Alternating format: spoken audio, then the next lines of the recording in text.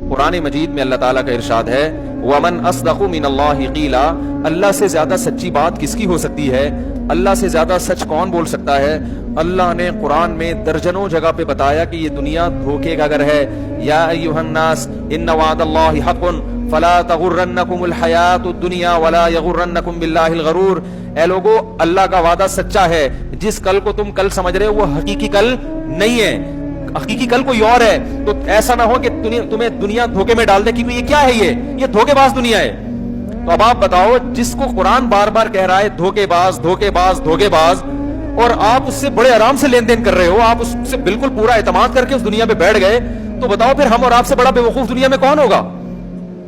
محلے میں ایک آدمی کے بارے میں کوئی ایک شخص کہتے کہ یہ دھوکے باز ہے، آپ احتیاطاً اس سے لین دین چھوڑ دیتے ہو کہ یار مارکیٹ میں یہ بندہ بدنام ہے. بدنام نہ بھی ہو، ایک شخص بھی کہہ دے گا نا، آپ ہوشیار ہو جاؤ گے.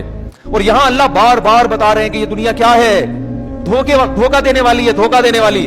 اور ایسا اس پر اعتماد کر کے بیٹھ گئے کہ یار میں یہ بھی کروں گا، میں یہ بھی کروں گا، میں یہ بھی کروں گا، پھر یہ بھی ہوگا، پھر یہ بھی ہوگا، پھر یوں ہو جائے گا، پھر یوں ہو جائے گا، اور پھر میں مزے اڑاؤں گا. نہیں اڑاؤ گے میرے بھائی. یہ آپ کو دنیا کیا کر رہی ہے؟ بے وقوف بنا رہی ہے.